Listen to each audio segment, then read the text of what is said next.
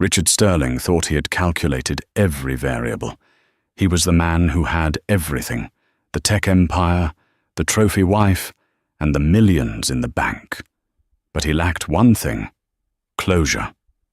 Driven by a petty need to destroy the past, he mailed a wedding invitation to his destitute ex-wife, Sarah, expecting her to show up in rags so he could laugh in her face. He wanted a spectacle. He wanted to break her one last time. But when a 60-foot custom Rolls-Royce rolled onto the lawn of his estate, Richard realized too late that the woman stepping out wasn't the victim he remembered. She was the owner of the very ground he was standing on. This is the story of the ultimate wedding day revenge. Richard Sterling stood before the floor-to-ceiling glass of his 42nd floor office in downtown Seattle, watching the rain streak against the pane like tears he was incapable of shedding. At 38, Richard was the embodiment of new money aggression. He wore a bespoke Brioni suit that cost more than most people's cars, and on his wrist sat a Patek Philippe watch that he checked obsessively, not because he was late, but because he liked reminding himself that his time was the most expensive commodity in the room. On the mahogany desk behind him lay a single envelope made of heavy, cream-colored cardstock. It was embossed with gold leaf, smelling faintly of lavender and arrogance. "Are you sure about this, Rick?" The voice came from the leather armchair in the corner. Carter Bennett, Richard's longtime attorney and reluctant conscience, was swirling a glass of scotch. Carter was a man of jagged features and tired eyes, the kind of lawyer who knew where the bodies were buried because he had usually dug the holes. Richard didn't turn around. He kept his gaze fixed on the grey city below. "Am I sure about inviting the mother of my mistakes to my wedding? Absolutely. It's the final nail in the coffin, Carter. The symbolic end to the struggle years." "It's petty," Carter said, taking a sip. "You're marrying Tiffany. She's 24, a model, and thinks the Cayman Islands are a brand of fruit juice. You've won. Why drag Sarah into this? The woman is likely working double shifts at a diner just to pay rent on a studio apartment. Leave her alone." Richard turned then, a shark-like grin spreading across his face. It was a handsome face, but his eyes were cold, devoid of warmth. "That is exactly why I'm inviting her. Do you remember the day I left her? She screamed that I would be nothing without her support. She claimed she was the backbone of my success." He walked over to the desk and picked up the envelope, tapping it rhythmically against his palm. "I want her to see this. I want her to see Tiffany. I want her to see the Sterling estate. I want to look her in the eye while I say I do, and watch the realization break her that she was nothing but a stepping stone." Carter sighed, setting his glass down. "You're playing with fire, Rick. Sarah wasn't just some housewife. She was smart. She handled the books in the early days. She knows things." "She knows nothing," Richard snapped, his voice rising. "She knows how to clip coupons. She knows how to beg. I stripped her of everything in the divorce, Carter. You made sure of that. The prenup was ironclad. She got the old Honda and her maiden name back. That's it. She is a ghost." Richard tossed the envelope onto the outgoing mail pile. It landed with a soft thud that echoed louder than it should have in the quiet office. The invitation was addressed to Ms. Sarah Miller, sent to a P.O. box in a rundown district of Portland, Oregon. Richard had hired a private investigator 3 months ago just to find her address. The report had been pathetic. Sarah was listed as unemployed, living in a sublet apartment above a laundromat, with no significant assets. The report stated she had dropped off the grid for 2 years following the divorce. Perfect. "She won't come," Carter muttered. "She will," Richard corrected, checking his reflection in the dark window. "She still loves me. Or she hates me. It doesn't matter.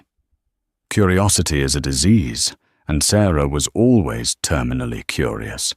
She'll come hoping for a handout, or an apology, or just to see if I'm truly happy. And when she arrives, in her department store dress and worn-out shoes, I'm going to have security seat her in the back row, right next to the kitchen entrance. Richard sat down and opened his laptop, pulling up the spreadsheet for the wedding expenses. The event was costing $4 million. The flowers alone were imported from Holland. The venue was the Sterling Estate, a sprawling historic mansion on the cliffs overlooking the ocean, a property Richard had technically acquired through a complex lease-to-own agreement with a shadowy holding company to save on taxes, but he treated it as his own. "Tiffany is worried, you know," Carter added, standing up to leave. "She thinks you're obsessed with your ex." "Tiffany is paid to look pretty, not to think," Richard dismissed. "This isn't obsession, Carter. It's victory. Send the invite." As the door clicked shut, Richard leaned back, interlacing his fingers behind his head. He closed his eyes and visualized the moment. He could see it clearly. Sarah, looking aged and tired, standing in the shadow of the massive floral archway, while he, the king of Seattle Tech, kissed his young, vibrant bride. It would be the ultimate validation that he was the superior partner, the one who deserved the world. He didn't know it yet, but that envelope was not a weapon. It was a key, and he had just handed it to the jailer. 300 miles south, in a rain-soaked district of Portland, the atmosphere was a stark contrast to the sterile luxury of Richard's high-rise. The neighborhood of Greystone was industrial, smelling of wet concrete and diesel fumes. Sarah Miller walked into the small, cramped post office, shaking her umbrella. At 36, Sarah did not look like the broken woman Richard imagined.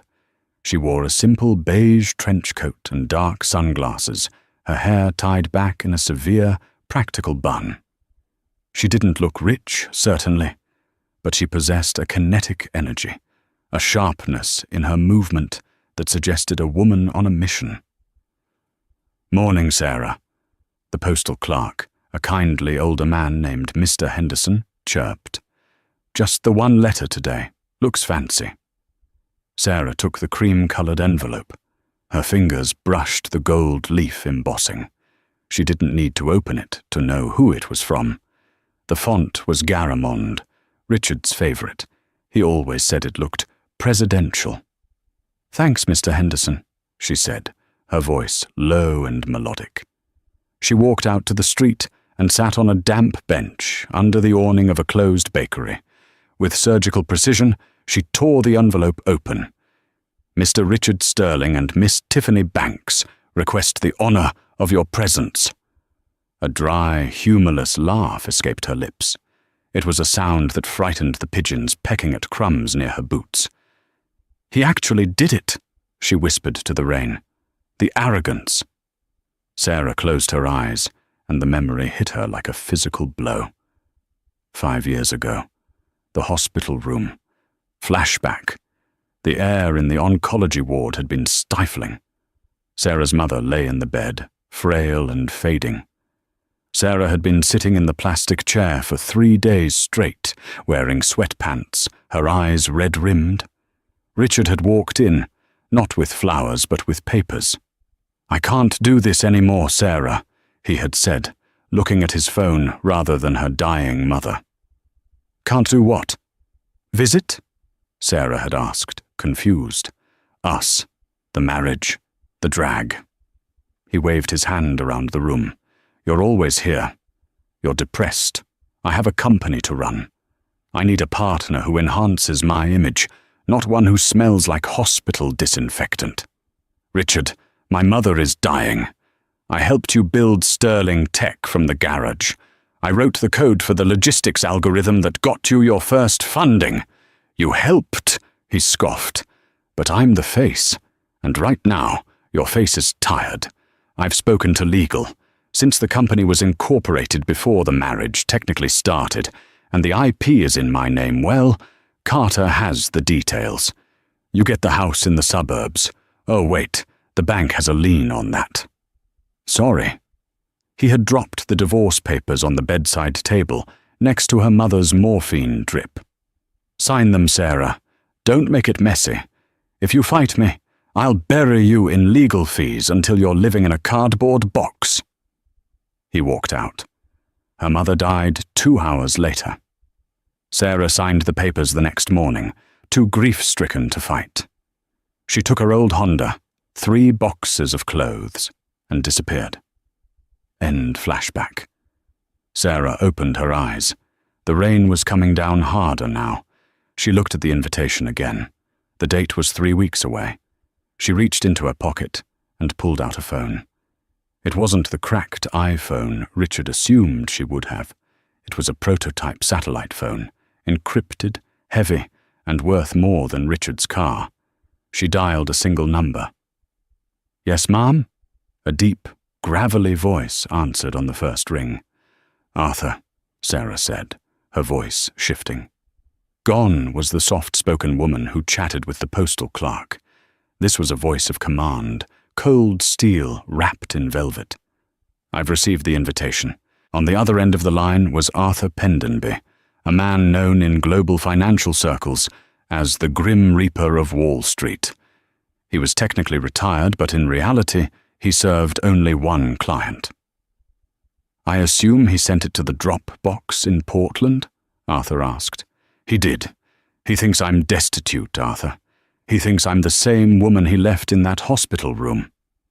"Mr. Sterling has always been better at marketing than due diligence," Arthur noted dryly. "Shall I prepare the regret letter?" Sarah stood up, crumpling the envelope but keeping the heavy cardstock invitation. She walked toward the corner where a black sedan with tinted windows was idling, waiting for her. The driver stepped out immediately to open the door. "No, Arthur," Sarah said, sliding into the leather interior of the car. "Accept the invitation." "And Arthur?" "Yes, Ma'am?" "Initiate Project Icarus. I want a full audit of the Sterling Estate's ownership papers. I want to know who holds his debt, who supplies his catering, and who insures his company. Buy it all." "The wedding is in 3 weeks, Ma'am." "That is a lot of acquisition." "You have an unlimited budget, Arthur." "Richard wants a show? I'm going to give him a production." Sarah hung up. She looked out the window as the car pulled away from the curb, leaving the run-down neighborhood behind. They drove toward the private airfield, where her Gulfstream G650 was waiting. Richard Sterling thought he had invited Sarah Miller, the unemployed divorcee. He didn't know he had actually invited Sarah Sterling, the silent majority shareholder of Orion Holdings, the conglomerate that had secretly been buying up Richard's debt for the last 2 years. She hadn't just been surviving. She had been hunting. And the trap was finally set. The 3 weeks leading up to the wedding were a blur of extravagance for Richard and a period of silent, tactical maneuvering for Sarah.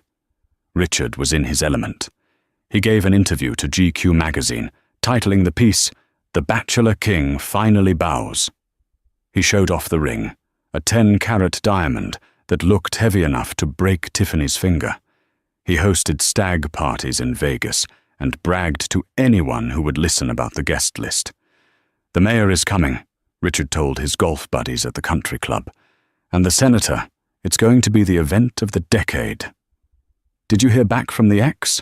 One of his friends, a hedge fund manager named Bradley, asked with a sneer. Richard chuckled, teeing up his ball. "She RSVP'd. By mail, handwritten. Probably couldn't afford the postage for a quicker response. She's coming alone." "That's brutal, Rick," Bradley laughed. "You're going to let her in?" "I'm going to give her a front-row seat to what she missed out on." Richard swung his club. The ball soared, slicing through the air. 4. Meanwhile, in a glass-walled boardroom in Zurich, Switzerland, Sarah sat at the head of a long table. She wasn't wearing the beige trench coat anymore. She was dressed in a sharp, charcoal Armani suit. Arthur Pendenby stood by the screen, displaying a complex web of financial structures. "The acquisition of the debt is complete," Arthur announced to the room of lawyers and accountants. "Sterling Tech is currently leveraged to the hilt. To pay for this wedding and his new lifestyle, Richard borrowed against his company shares. The bank that holds those loans is us," Sarah finished, tapping her pen on the table. "Correct. Orion Holdings now owns the note. Technically, if he misses a single payment, which he is projected to do next month due to the wedding costs, we can call in the loan and seize the assets." "And the venue?" Sarah asked. "The Sterling estate." Arthur smiled, a rare expression for him. "As you suspected, Richard doesn't own it. He leases it from a shell company in Panama to avoid US property taxes. We bought the shell company yesterday morning. You are effectively his landlord." Sarah stood up and walked to the window, looking out at the Swiss Alps. "He is getting married in my house, using money he borrowed from me, to a woman he thinks is an upgrade." "It is poetic," Arthur agreed. "Now about your attire. The team in Milan has sent sketches." Sarah turned back. "No sketches. I know exactly what I'm wearing. Do you remember the red dress he told me was too much for the company Christmas party 5 years ago? The one he made me return because he said I looked like I was trying too hard." "I recall the incident," Arthur said softly. "He told you to wear grey so you wouldn't outshine him. Get me the designer on the phone." Sarah's eyes glittered with a dangerous light. "I want that dress, but I want it reimagined. I want it to look like blood and fire, and I want diamonds, not the small ones. I want the necklace from the vault." "The Romanov necklace?" Arthur raised an eyebrow. "That is aggressive." "It's a declaration of war, Arthur. Ensure the limousine is ready. I want the Phantom, the extended wheelbase, and hire a detail of security, but tell them to stay out of sight. I want to walk in alone." "As you wish, Ms. Sterling." Back in Seattle, the day before the wedding, the weather turned. The sky, usually a slate grey, cleared into a brilliant, mocking blue. Richard stood in the ballroom of the estate, yelling at the florist. "I said white hydrangeas, not off-white. Do I look like I want cream? I want pure white." Tiffany Banks, the bride-to-be, sat on a chair nearby, scrolling through Instagram. She was beautiful, undeniable, but there was a vacuousness to her expression. "Rick, baby, calm down. It looks fine." "It doesn't look fine, Tiff. The magazine photographers will be here at noon tomorrow. Everything has to be perfect. Zara is going to be here. I need her to see perfection." Tiffany looked up, her eyes narrowing. "Why do you care so much if she sees it? You talk about her more than you talk about me." Richard froze. He turned to Tiffany, putting on his charming mask. "Don't be silly.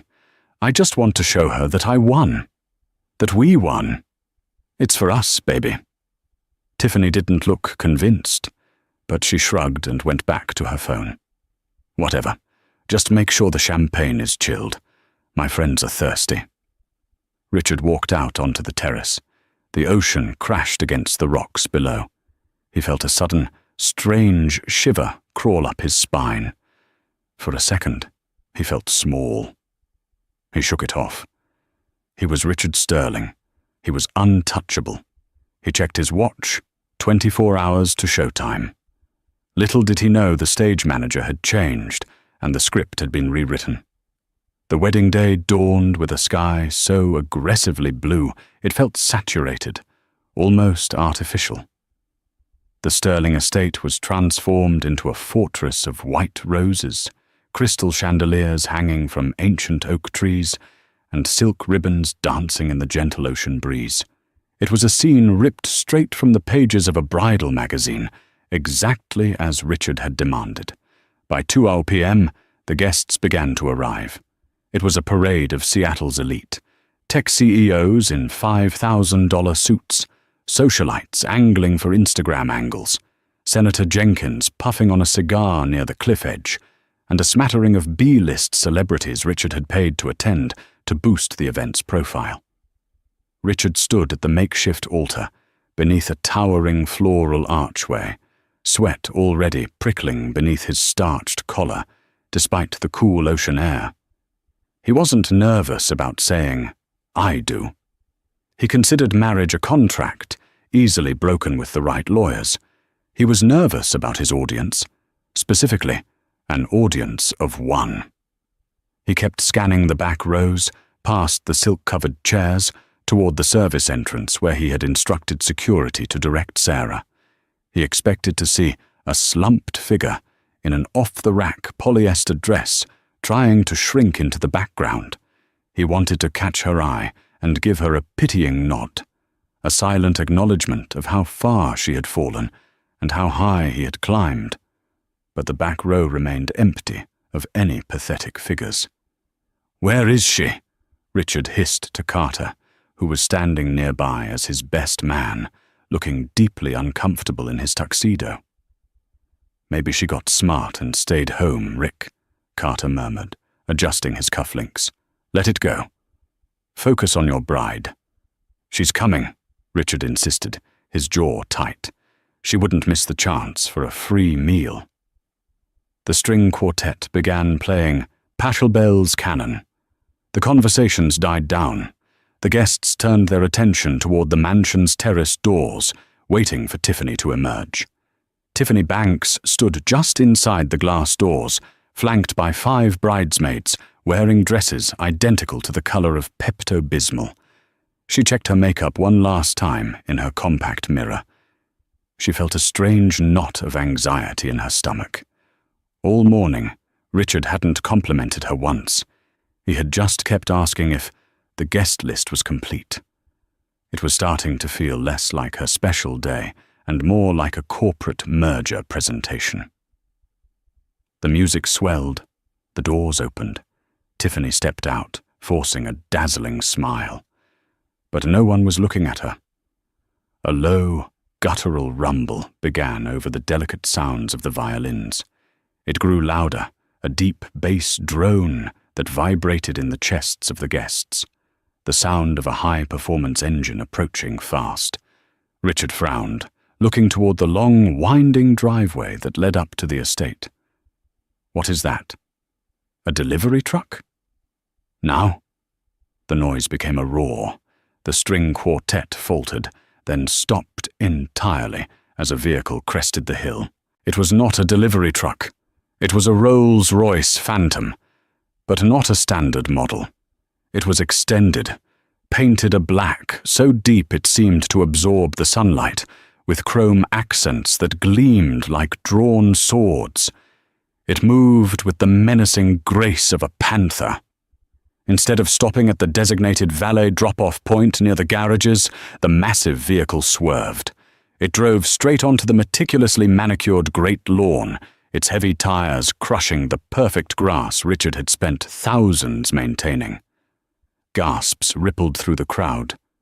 Senator Jenkins dropped his cigar. The car rolled right up to the aisle, stopping just 10 feet from where Richard stood at the altar.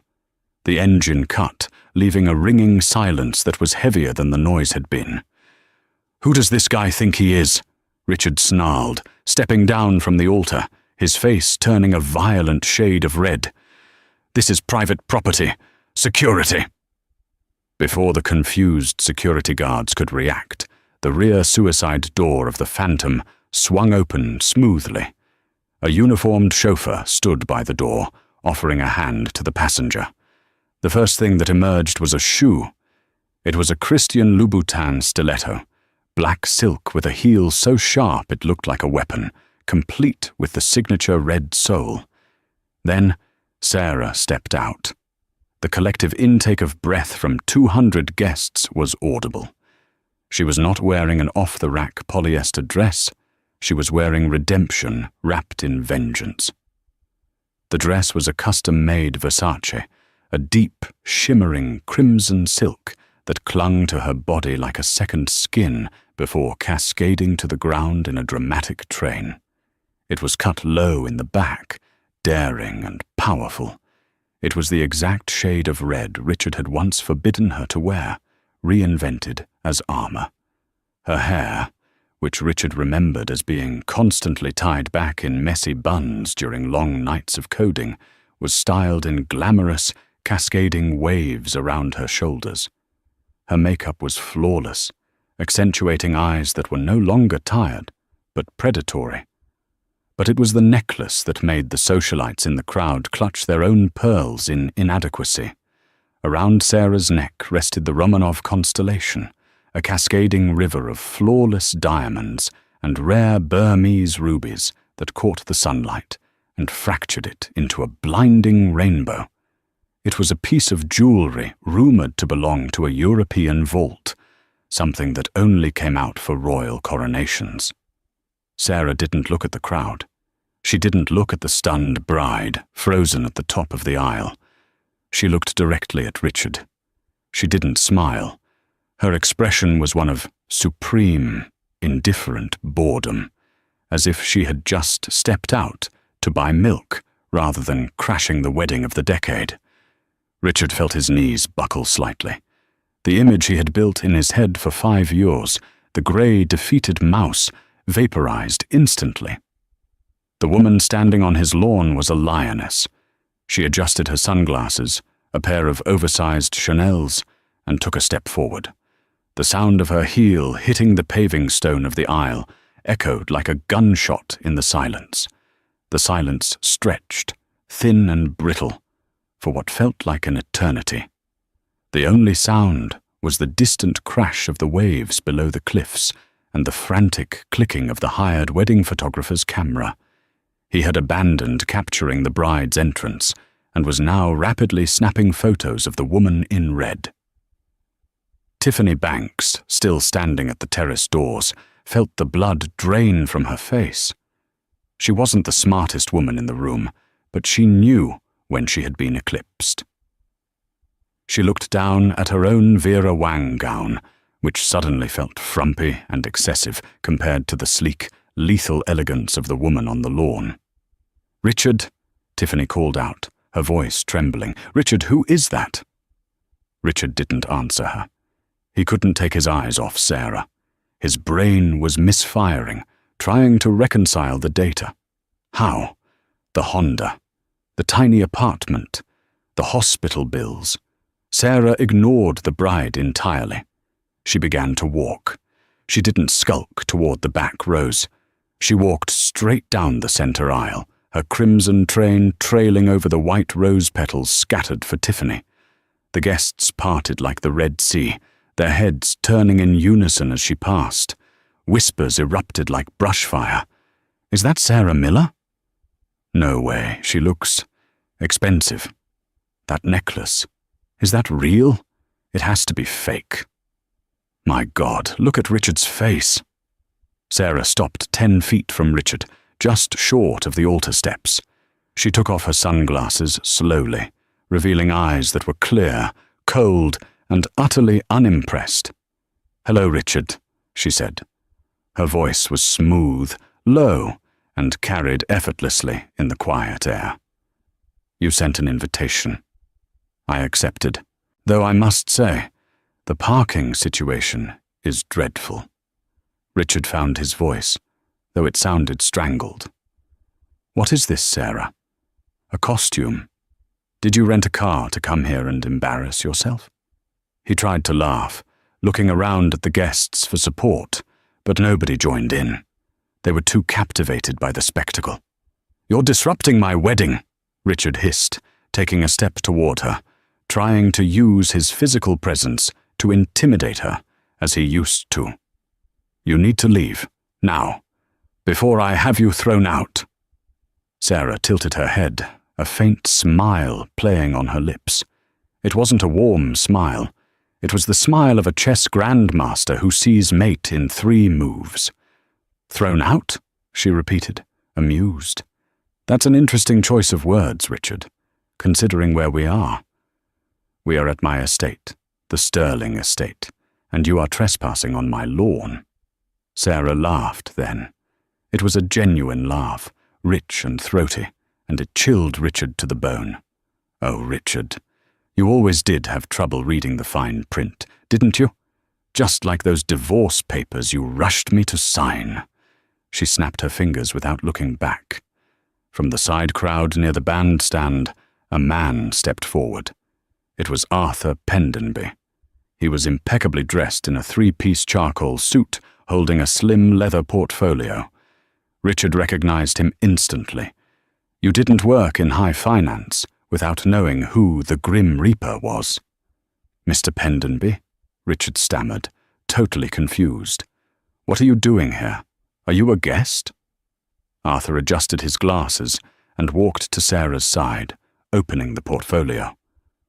"I am here in my capacity as legal counsel for Orion Holdings, Mr. Sterling." "Orion Holdings?" Richard frowned. "The international conglomerate? What do they have to do with my wedding?" Sarah held out a hand, and Arthur placed a document into it.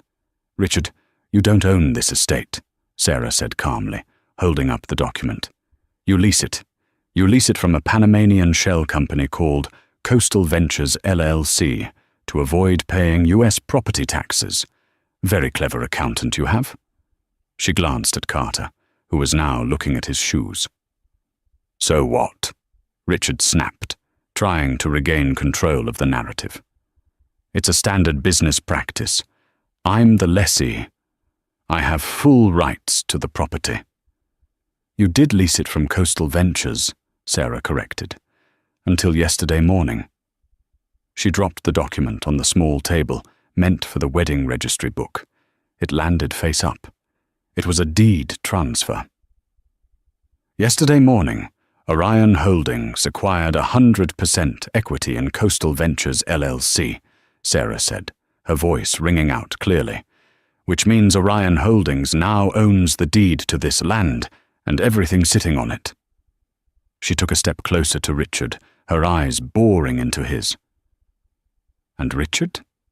I am Orion Holdings. I own 90% of the voting stock.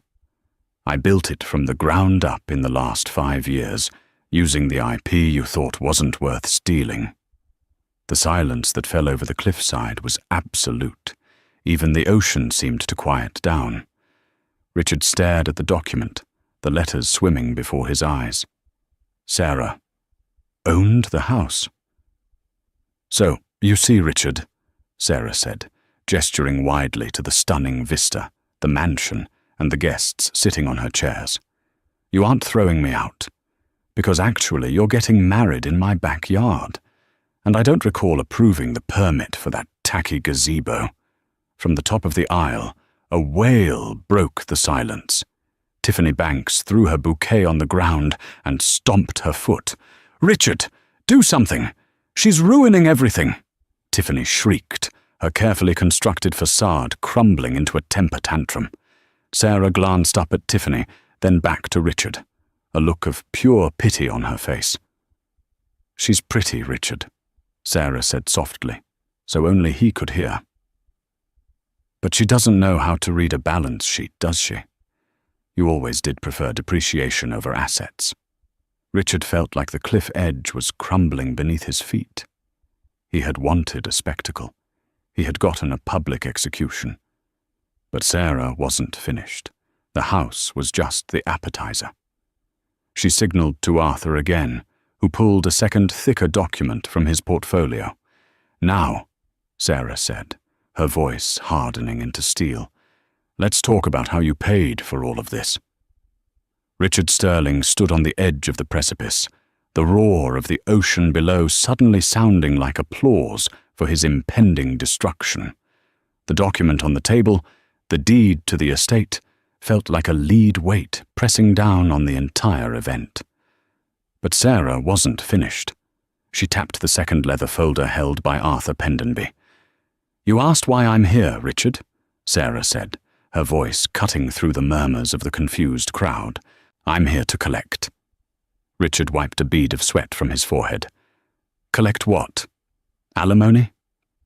"You signed that away," You got nothing.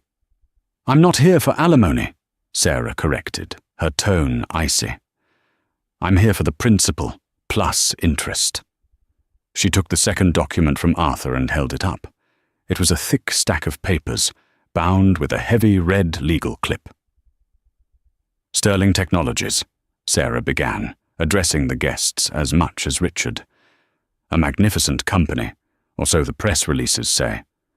But building a tech empire requires capital, doesn't it? Massive amounts of liquid capital. She turned to Richard. To fund your lifestyle, this wedding, the yacht in the harbour, and the expansion into the Asian markets that failed so miserably last quarter, you didn't use your own money. You leveraged the company. You took out a Series B floating rate loan against your majority shareholding. Richard's face went pale. That's private, corporate financial information. How do you know that? I know it, Sarah said, stepping closer, the diamonds at her throat flashing blindingly. Because the bank you borrowed from, Meridian Capital, was looking to offload its risky assets. And since I had some liquidity from my own ventures, I decided to help them out. She dropped the second document onto the table next to the deed. I bought the note, Richard. Orion Holdings is now the primary creditor for Sterling Technologies. I own your debt, all $52 million of it. A gasp went through the crowd. Senator Jenkins, who had been considering investing in Richard's next round, suddenly looked very interested in his shoes. So what? Richard stammered, his bravado crumbling into panic. I make the payments. I've never missed a payment. You can't touch me as long as I pay. Arthur Pendenby cleared his throat. It was a dry, dusty sound. Actually, Mr. Sterling, that is legally inaccurate. Arthur adjusted his spectacles and pointed to a paragraph on page 42 of the contract. Clause 4b, Section 7, the material change in lifestyle clause, Arthur cited from memory. It states that if the debtor engages in excessive personal spending that jeopardizes the solvency of the collateral, that being the company stock, the creditor has the right to demand immediate repayment of the full principal sum. Sarah gestured around the extravagant wedding setup. $4 million on flowers and imported champagne, Richard?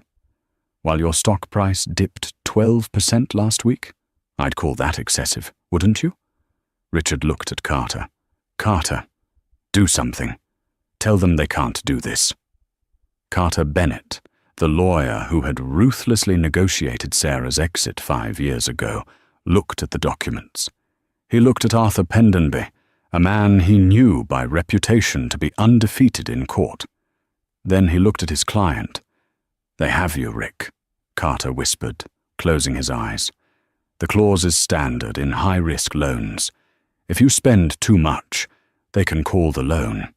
It's a margin call on your life. I call the loan, Sarah said, her voice ringing out like a judge's gavel. You have 24 hours to wire $52 million to Orion Holdings. If you cannot, I will exercise my right to seize the collateral. The collateral? Tiffany squeaked, finally speaking up. What's the collateral? Sarah looked at the young bride with a mixture of pity and amusement. His shares, Tiffany, all of them. If he doesn't pay by tomorrow, I become the majority owner of Sterling Technologies. I will own his office, his patents, his brand, and his salary. Richard felt the world tilting. You can't do this. You're bluffing. You're just a bitter ex-wife. Bitter? Sarah laughed softly. No, Richard. Bitter is holding a grudge. This is business. You taught me that. It's nothing personal, Sarah, you said when you served me divorce papers while my mother was dying. It's just about efficiency. Well, Richard, I'm being efficient. You are a bad investment. I'm liquidating you. She leaned in, her voice dropping to a whisper that only he could hear. You wanted to show me what I missed out on? You succeeded. I missed out on bankruptcy, fraud, and a shallow, empty life. Thank you for that." Richard lunged at her. It was an instinctual, animalistic reaction to being cornered. "You witch! I built that company." Before he could get within 3 feet of her, 2 of the guests sitting in the front row, large men in ill-fitting suits who had remained silent until now, stood up. They intercepted Richard effortlessly, restraining his arms behind his back. "Careful, Mr. Sterling," Arthur warned. "Assaulting the chairman of the board is a felony, and it would violate your parole before you're even arrested." "Let me go," Richard screamed, struggling against the guards. "This is my wedding. You can't ruin my wedding." Sarah adjusted her shawl, looking immaculate and untouched. "The wedding? Oh, I haven't ruined the wedding, Richard. I'm just the landlord collecting rent. But I think the bride might have something to say about the future." Sarah turned her gaze to Tiffany. The silence that descended upon the Sterling estate was heavy, suffocating, and absolute. The only sound remaining was the rhythmic, indifferent crashing of the Pacific Ocean against the cliffs below, a stark reminder of nature's permanence against the fragile ego of one man. All eyes, hundreds of them, pivoted in a single, synchronized wave toward Tiffany Banks. The model stood frozen at the altar, a statue of bridal perfection that was rapidly developing hairline cracks. Her bouquet of imported white orchids, worth more than most people's monthly rent, drooped in her trembling hand. She stared at Richard, but the adoration that had been plastered across her face for the Vogue photographers just an hour ago had evaporated. In its place was a look of dawning, horrifying clarity. Tiffany was not a cruel woman by nature, but she was a survivor. She had curated her life based on security and status. She looked at Richard, sweating and frantic in his bespoke suit. Then her gaze drifted to Sarah, the woman in the blood-red Versace, standing tall, composed, and radiating the kind of power that didn't just come from money, but from ownership. "Tiffany," Richard's voice cracked, a desperate rasp that echoed painfully in the quiet garden. He took a step toward her, his hands outstretched. "Baby, don't listen to her. This is just a maneuver, a hostile takeover attempt. We can fight this. I'm still Richard Sterling. We are still us." Tiffany looked down at the 10-carat diamond on her finger. For months, it had felt heavy with promise. Now, it just felt heavy. It was a shackle, a piece of glass bought with borrowed money that this other woman, this terrifying, magnificent woman, now effectively owned. $52 million? Tiffany whispered. Her voice was small, but in the pin-drop silence, it carried like a scream. "You owe her $52 million? It's leverage, it's corporate debt," Richard yelled, his eyes darting around the crowd, pleading for someone, anyone, to back him up. "Everyone has debt, Tiff. It's how business works. Bezos has debt. Musk has debt." "But they have the assets to cover it," Sarah's voice cut in, smooth and lethal. She hadn't moved, but her presence filled the space between the couple. "Richard doesn't. If I call the loan tomorrow, which I will, his personal guarantee kicks in. He will lose the penthouse, the cars, the accounts, and yes, even the ring on your finger, Tiffany. It's listed as a company expense under marketing materials." Tiffany flinched as if she had been slapped. "Marketing materials?" she repeated, her eyes welling up, not with sadness, but with humiliation. "Tiffany, please." Richard dropped to his knees, a pathetic gesture meant to look romantic, but looking only desperate. "We love each other. That's what matters. We can rebuild." Tiffany looked at the man kneeling before her. She didn't see a king anymore. She saw a fraud. She saw a man who had built a castle on quicksand and invited her to stand on the roof just as it collapsed. "I loved the life you promised me, Richard," she said, her voice trembling with a mixture of rage and grief. "You told me you were a titan. You told me the world was yours. But you're just a squatter." She reached up, her manicured fingers shaking, and ripped the delicate lace veil from her hair. She threw it onto the ground, where it landed in the dirt next to Richard's polished shoes. "I can't do this," she choked out. "I can't be poor, Richard. I won't be." "Tiffany, no!" Richard lunged forward, grabbing the hem of her dress. "Let go of me," she shrieked, kicking her dress free. The veneer of the blushing bride was gone, replaced by a terrified woman fleeing a burning building. "Girls, we're leaving, now!" The 5 bridesmaids, dressed in their Pepto-Bismol pink gowns, looked at each other in panic. Then, like a flock of startled flamingos, they scrambled to follow her. The sound of heels clicking furiously against the stone path echoed like gunfire. "But the reception," one bridesmaid stammered as she ran past the stunned priest. "The catering. There is no reception," Tiffany screamed back over her shoulder, her mascara running in black streaks down her face. "He can't even afford the cake. Run!" They vanished around the corner of the mansion, leaving a trail of dropped petals and shattered dreams. Richard remained on his knees, staring at the spot where his bride had stood. He was hyperventilating, his chest heaving. The exodus began slowly, then all at once. Senator Jenkins was the first to move. He checked his watch, feigning a sudden realization. "Security briefing," he muttered to no one in particular, signaling his detail. He practically sprinted toward the parking lot, desperate to distance his re-election campaign from the stench of a bankrupt fraud. The tech bros, the venture capitalists, the socialites, they all followed suit. No one looked at Richard. To look at him was to acknowledge him. And in their world, Richard Sterling had ceased to exist the moment the words, "52 million in debt," were spoken. Chairs scraped against the stone. Purses were snatched up.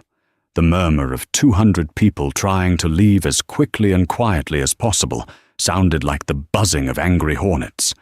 Within 10 minutes, the great lawn was desolate. The white silk ribbons fluttered ghost-like in the breeze. The empty chairs stood in judgmental rows. The only people left were Richard, still kneeling in the dirt. Sarah, standing like a monolith of justice. Arthur Pendenby, clutching his leather portfolio, and the 2 security guards who had stepped back, but remained alert. "Release him," Sarah said softly. The guard stepped back, giving Richard space. He didn't stand up. He slumped forward, his hands digging into the white rose petals that were meant for his triumph, now crushed and bruising under his weight. He looked up at Sarah. His face was a mask of ruin. Red-rimmed eyes, snot running from his nose, sweat matting his hair. "Why?" he croaked. The anger was gone, replaced by a hollow, aching confusion. "Why go to these lengths, Sarah? You won. You obviously have money. You have power. You could have just stayed away. You could have ignored me. Why come here and burn it all down?" Sarah looked down at him. She didn't feel the glee she thought she might. She didn't feel joy. She felt a cold, hard sense of balance, like an equation finally resolving to zero. "Because you didn't just break my heart, Richard," she said, her voice quiet, but carrying the weight of 5 years of silence. "You tried to break my reality. You gaslit me. You told me I was the anchor dragging you down. You told me I was useless, that my contributions were imaginary, that I was nothing without you." She took a slow step closer, her shadow falling over him. "You invited me here today, not to celebrate your happiness, but to confirm my misery," she continued. "You wanted to see me broken, so you could feel whole. I couldn't let that stand, Richard. I had to show you that the woman you threw away was the only reason you were standing at the top in the first place. Richard lowered his head, a sob racking his body.